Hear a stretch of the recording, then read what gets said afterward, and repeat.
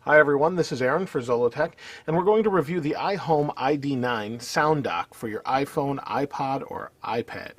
And what this does is allows you to place your iPad or whatever device you want to use in here via the dock connector and listen to music. It's beautifully designed with this nice aluminum outside, and on the back we have our adapters and an audio input. So this is a 9-volt AC from the wall that will actually charge this, but also charge your device that's plugged into it at the same time. It doesn't charge while it's unplugged though, so it saves the batteries for the iD9 as opposed to sending all of that power to your iPhone or what have you. As long as it's plugged into the wall though, it will charge those devices. Now we have auto or on. I like auto. As you take the iPod out or iPhone or whatever you're using with it, it will shut the speakers off. We also have an auxiliary line in, so if you don't have an iPhone, you have a Zune or a Windows phone or an Android phone or whatever you're using, you can play music through it. And you'll want to do that because for what this is, it sounds really nice. Now it's going to look a little awkward if you don't have one of the dock connected devices. However, the sound is quite good. If I turn it on here, you can see we have an indicator bar. This is how many or what charge state the battery's in. So right now we're full.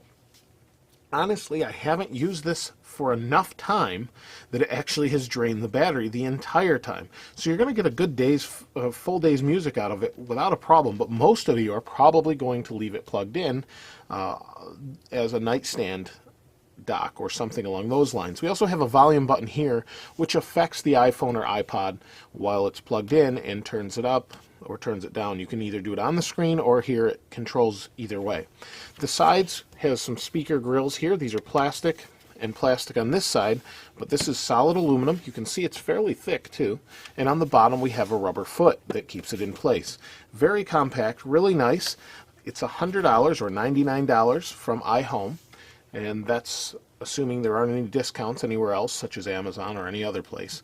It's a really nice dock. It sounds pretty good, so let's go ahead and plug in the iPhone. I'll show you how the iPad fits a little bit later. Let's plug this in. And like I said, it's not going to charge this because we're not plugged into the wall right now, but it will play just fine through here. Let me take it off here. Now this is some royalty-free music, so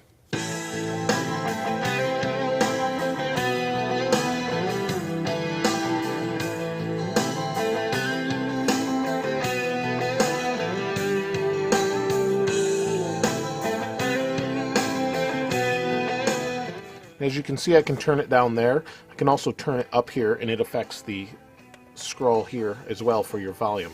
This has SRS True Bass, and surprisingly has a really good amount of bass to it, depending on the size room you have. If you have a small to moderate size room, it actually fills the room quite nicely. When you get into more open areas, you're going to have a problem with the sound carrying. However, in here it sounds great, and in my normal office where I do all of my editing, it sounds fantastic. That's a small room, maybe a 10 by 12 room, something along those lines. It sounds great.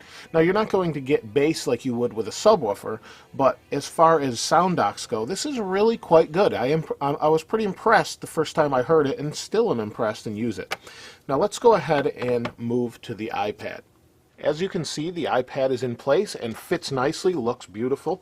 Let's go ahead and turn this on. Now the reason I'm showing you the iPad is there's an application from iHome that's free called iSleep. This application is fantastic and works great with this. It's designed to work with this. So what this does is you set your alarm. So I have my alarm set for 8:50.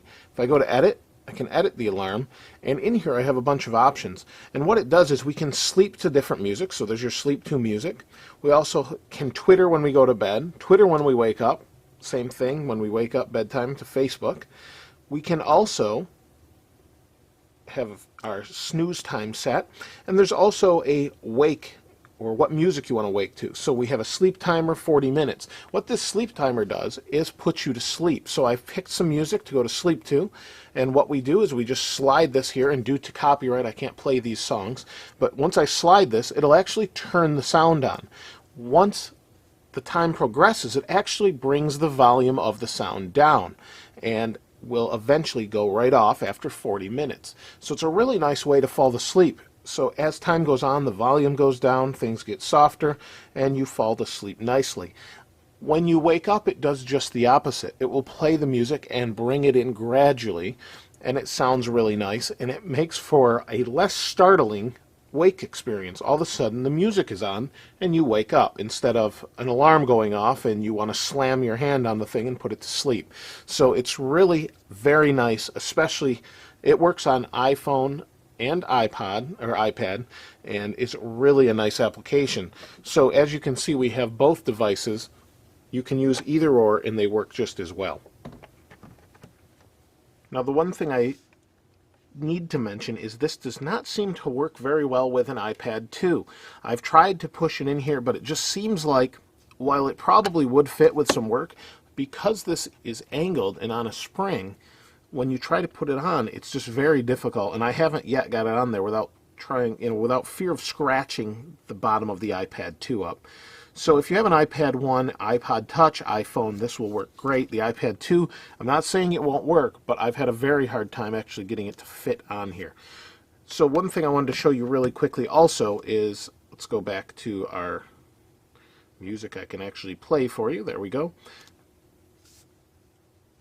Let's play this, and it will begin. Now it turned on automatically. There we go.